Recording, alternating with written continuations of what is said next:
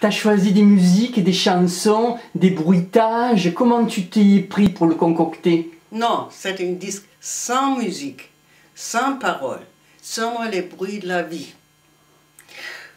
Les oiseaux, les enfants, la vaisselle dans une bar, et, le train, le bateau et tout ça, qu'on peut attendre quand on est vivant. Et j'ai fait 300 exemplaires, copies, et je les ai envoyés dans 300 maisons de retraite comme cadeau.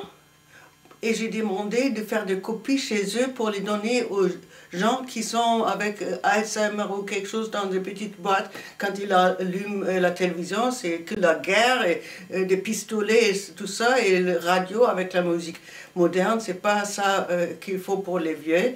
Et, bon, ça c'est un projet. Et cette idée, j'ai eue quand j'étais extrêmement malheureuse, quand ma soeur jumelle est morte après être dans des hôpitaux et tout ça. C'était en France? Non, en Allemagne. En Allemagne, d'accord. Comment ça a été reçu, ces disques? Tu as eu des retombées, on t'a dit on n'a pas aimé, ou on a aimé, ou on était content? Les gens qui n'aiment pas réalisent pas. J'ai eu beaucoup de lettres, des mails, merci, merci, merci, et aussi plusieurs articles dans les journaux. Ouais. J'ai fait un autre projet qui a commencé avec une situation très malheureuse, très douloureuse. C'est mon plus grand bébé, ça qui était tout mon cœur, j'ai mis dedans. C'est un livre sur l'état de mort, être mort. C'est pas de mourir, pas le temps avant. Ma philosophie, ma idée, comment ça peut être. Il y a beaucoup de philosophes masculins qui ont écrit là-dessus, des religions avec des patrons masculins. Tout est dans la même direction. Et moi, j'ai trouvé une autre idée et j'ai publié ce livre. J'ai fait même une traduction en français avec beaucoup des images. J'ai travaillé longtemps là-dessus, mais je ne trouve pas des maisons d'édition parce que c'est trop spécial. Ils veulent toujours avoir ou bien philosophie, ou bien l'art, ou bien un cadre pour le présenter. C'est trop spécial. Il y a des phénomènes physiques sur Terre qui sont réels. Par exemple, l'eau reste toujours la même quantité. Si c'est le vapeur ou la neige ou quelque chose, tout se reste pareil. L'énergie, c'est aussi comme ça. L'énergie ne devient jamais moins ou plus, c'est toujours pareil. Et on sait très bien que le corps existe beaucoup de pourcentage de l'eau, le corps. 70% à peu près. Ah, tu te connais, c'est bien. Et l'âme, on sait très bien que c'est une énergie. Quand on était à la côté de quelqu'un qui est mort, un animal, avant l'animal était chouette, il était regardé, il était un peu fou, et quand il est mort, plus rien. Inerte. Alors cette énergie de vie doit sortir. Mais comme c'est une réalité que ce n'est pas possible de... Ça se fond et c'est parti. Et on connaît tous ces philosophies qu'un jour on revient sur Terre et des autres ils disent il n'y a plus rien qui reste. De réincarnation entre autres. Oui, toutes ces différentes choses. Mais, pour le bouddhisme entre autres. Oui. Un symbole, je travaille aussi avec des images pour l'expliquer. C'est une poêle, une cuisinière, avec 4 pots là-dessus, avec l'eau dedans, l'eau bouillante, dans une peau, c'est coloré en bleu, et le vapeur monte, monte, monte, et quand il vient dans un endroit froid, le vapeur devient de nouveau les petites gouttes et ça tombe en bas. Et après, tous les gouttes sont plus ou moins bleues. Ça veut dire, c'est pas, on ne peut pas dire cette goutte-là vient de cette peau. On ne peut pas dire que l'eau est partie, c'est fini. Tout se transforme. Ça se Rien ne mélange. se crée, tout se transforme. Oui, ça se mélange. Le vapeur des 4 peaux, des 4 personnages qui sont morts, ils se mélangent, les âmes se mélangent, et quand ce sont des gens moches, méchants, comme Hitler et autres, ils montent seulement pas très hautes, et les âmes les gens méchants sont assez lourds. Ils se mélangent dans une certaine hauteur, dans l'atmosphère ou quelque part, et ils se mélangent et descendent de nouveau comme des gouttes des âmes, des personnages, il revient. Mais ce sont pas, Hitler ne revient pas comme personnage de retour, mais un personnage avec cette énergie. Et quand ce sont des gens d'un très bon cœur, un très bon personnage, et très intelligent et élevé, ils montent très haut, ils se mélangent avec des âmes pareilles, ils descendent. Comme ça, chacun est responsable d'être un bon personnage pendant qu'il vit pour influer l'ensemble dans l'énergie pour qu'il y ait beaucoup des âmes qui peuvent se construire de nouveau de bonne qualité. Ça me fait penser exactement au centre de décantation dans du pétrole. Le pétrole raffiné, pour le raffiner, quand il est noir, le pétrole, Oui. il est lourd. Ah. On le raffine. À un certain moment, dans le conduit, il y a de la paraffine, Oui. il y a de l'essence, Ah oui. il y a du gasoil, Je savais pas. il y a du sans-plomb. Ça se transmute en différentes, comme des décantations. Tu Ça me vois? fait penser exactement à ça, C'est Franca. exact. Ça me C'est fait exact, exactement ça. penser à ça. Oui, alors la Des nature... plastiques, Oui. tu vois. Alors, les phénomènes sont connus, très simples, et quand on met les réalités de physique sur les âmes, sur les êtres humains, on trouve cette idée. Et moi, je peux tout comprendre parce que dans la Terre, il y a l'atmosphère de la Terre autour et on est dans une bulle. Mm. Et toutes ces énergies, les âmes, les esprits, les corps aussi, ils sont dans l'atmosphère et sur la Terre. Il y a une bulle qui protège, on ne s'en va pas. C'est dans la bulle. Mais après, la façon dont c'est bien mystérieuse, où ça se situe, ça, c'est tout est mystérieux. Et tu viens directement sur le titre de mon livre. Et le titre de mon livre, c'est L'œuf avec 3 angles.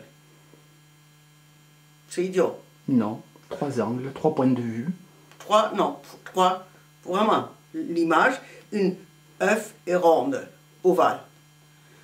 Mais je dis avec 3 angles, 3 coins. Hein?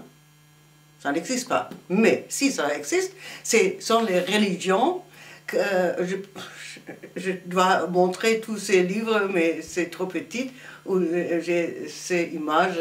Dans toutes les religions et philosophies, on dit c'est l'âme, Le corps et l'esprit. l'esprit et le corps, les 3. Et ils le plient comme ils veulent. Par exemple, la religion chrétienne, il dit toujours oh le corps c'est pas tellement important, c'est l'âme qui est plus importante. Non, c'est une chose qui ne va pas changer. Et les autres, dans la Renaissance, ça a commencé que l'esprit c'est la plus grande valeur. Non, c'est une chose. Et comme ça, j'ai dit l'œuf c'est le centre de la vie. Et le caillou, c'est le corps. Et au centre, c'est l'âme. Et tout autour, le blanc, c'est l'esprit qui reçoit les informations de l'âme et du corps et peut réfléchir comment faire avec l'âme, avec le corps. Et comme ça, c'est une chose. De ça, j'ai parlé beaucoup. Ça vient de Galien, un médecin humaniste, Galien qui parle des relations entre le corps et l'esprit, mais aussi de l'esprit et du corps en passant par l'âme. Il y a quelque chose qui circule tout le temps. Oui, c'est une réalité. Oui. Mais, toujours, ils ont pris 3 points. Et moi, j'ai dit, c'est l'un dans l'autre. D'accord. Et l'âme ne peut pas sortir quand le corps ne s'ouvre pas. Ça doit sortir. Ah. J'étais toujours fascinée de cet arbre, je me suis renseignée. Et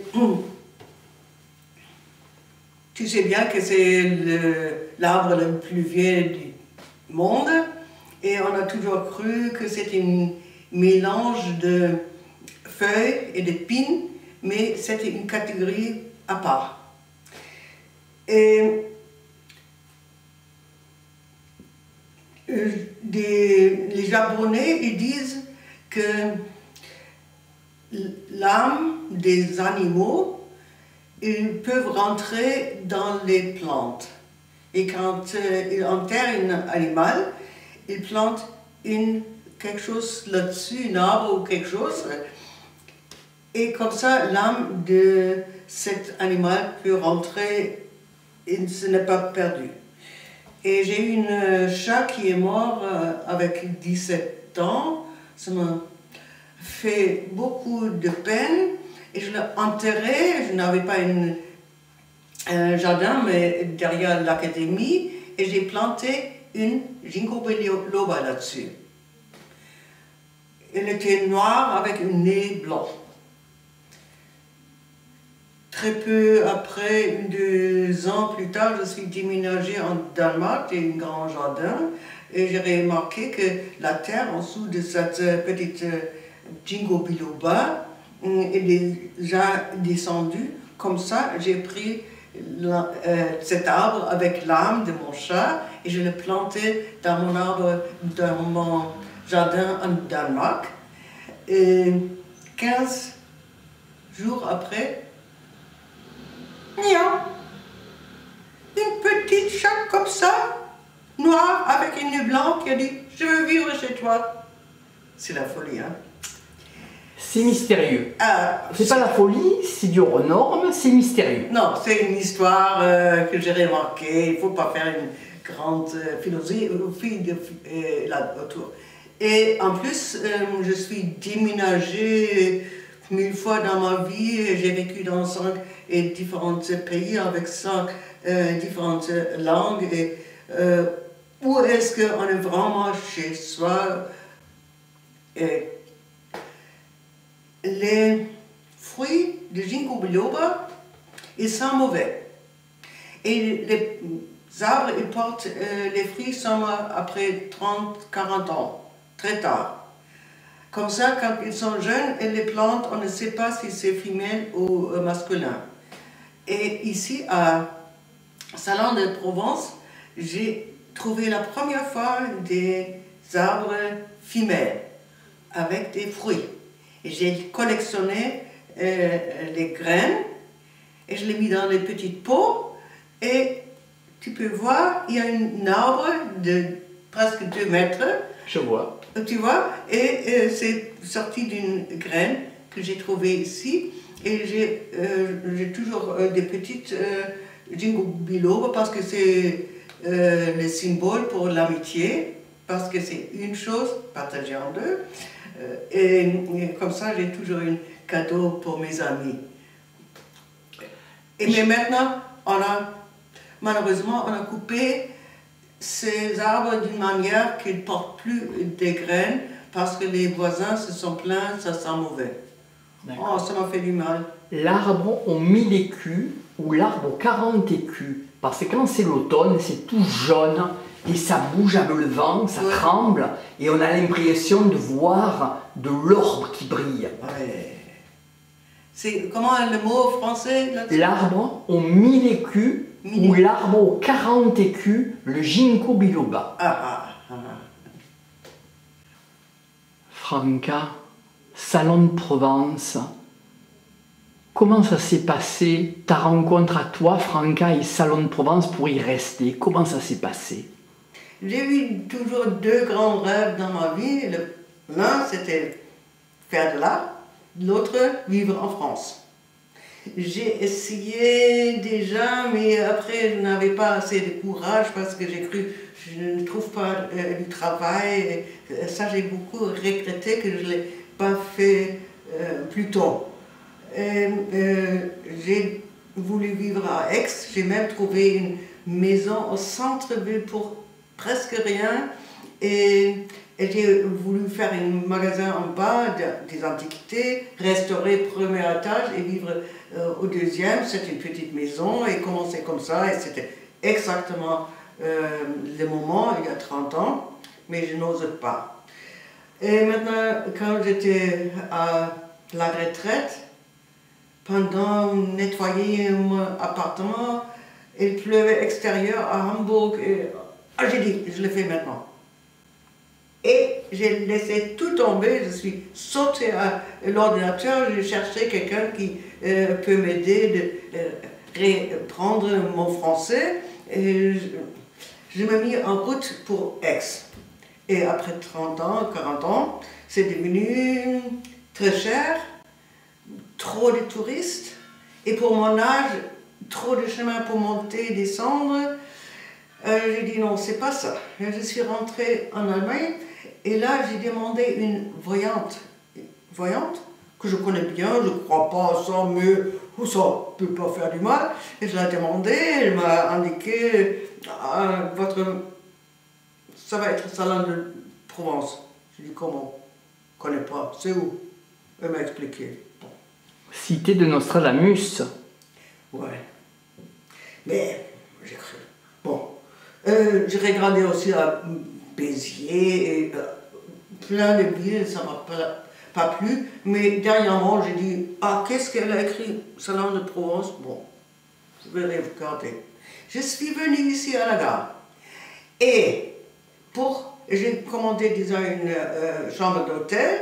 J'étais à la gare et j'ai cru maintenant, c'est comment la ville, pas de plan, pas de photo, rien du tout. Pas d'informations sur la ville, pas de bus, pas de taxi. J'étais tout à fait perdue. Et si, il y avait une photo ancienne au mur, et j'ai pris une photo de cette carte postale ancienne, et là, le patron du gars est venu et dit « Ah, vous êtes intéressé? Voilà, je vous donne un cadeau. » Et après, j'ai demandé à quelqu'un dans une bar, comment est-ce qu'on peut avoir un taxi ici? Je sais pas. Mais je vais demander à ma soeur. Elle a appelé. Elle a dit, je ne sais pas, mais je vais demander à mon mari. Comme ça. Et j'ai directement compris. À Salon, rien ne fonctionne pas. C'est mal organisé. C'est pas une grande ville, mais les gens sont adorables. Tout le monde parle ensemble, tout le monde aide l'un à l'autre. Et c'est aussi après dans l'hôtel et partout, j'étais accueillie énormément. Directement, une femme m'a touché sur les épaules et elle m'a dit « Ah, je crois que vous êtes artiste, c'est vrai ?» J'ai dit « Oui. »« Ah, j'ai une association, vous pouvez bien nous aider. » Chaque jour, des choses comme ça. Et j'ai dit « Ça, c'est ma ville. » Et la grandeur, c'est un peu comme Aix, mais plus petite et en plus importante. Il n'y avait presque pas le capitalisme dedans. C'est un peu le 19e siècle et ça m'a bien plu. Et j'ai regardé, 40 appartements, ça m'a plu, c'était pas ça. Et le dernier jour, j'étais en dessous de la douche pour m'en aller de nouveau, j'ai dit, j'ai rien trouvé. Le téléphone a sonné, et on dit, je crois qu'on a quelque chose pour vous. j'ai vu cet appartement en ruine totale. J'ai dit, c'est ça. Dans 5 minutes, je l'ai acheté. Et je ne me suis pas trompée. Alors Franca, je voulais te remercier beaucoup de nous avoir invités aujourd'hui à Salon de Provence, chez toi, dans ton appartement, dans ton grand appartement, et nous avoir présenté un peu ce côté un peu artistique. Et là, on a la présence de Peluche. Peluche, c'est un compagnon de tous les jours. Oui. Et lui? Alors aujourd'hui, nous sommes le 16-10-2015 et nous étions pour témoignage et patrimoine à Salon de Provence chez toi et on t'en remercie. Et maintenant, tu as une carte blanche. Alors, c'était toujours mon rêve de vivre en France et je me sens vraiment bien. Je vais rester ici jusqu'au bout de ma vie. Mais le pays qui est le plus social et plus sérieux, c'est le Danemark. Par exemple, ils ont déjà, dans la langue, on peut le voir, ils ont un article neutre, un article pour hommes et femmes ensemble. L'émancipation, c'est toujours été normal. Et ils sont tellement sociaux, il n'y a personne qui a vraiment des problèmes. Tout le monde s'aide ensemble parce que c'est aussi une grande tradition qu'il n'y a personne qui est mieux que l'autre. On se tutoie avec tout le monde, même avec la reine. Et ils ont des très bonnes idées parce que c'est dans leur esprit. Par exemple, il y a des femmes qui sont au chômage de 50 ans, 55 ans ou quoi. Et il y avait homme qui a eu un magasin, qui a embauché 100 des femmes à partir de 50 ans. Et ils ont été tellement contents qu'ils sont toujours restés et ils ont été une bonne équipe. Et comme nous avons bien aidé cette idée, on a toujours acheté chez lui. Et comme ça serait toi. D'accord. Oui. Eh bien, on te remercie beaucoup, Franca. On va te souhaiter une très longue et heureuse réalisation de tes incarnations, que tous tes souhaits se réalisent. Merci beaucoup, Marco. À bientôt. C'était très gentil. C'est mon chat adoré. C'est Peluche. Peluche, merci de nous faire l'honneur de participer aussi au petit film de Franca. Merci Peluche. Il est venu exactement le bon moment. Maintenant, on va boire le thé. Allez, on y va.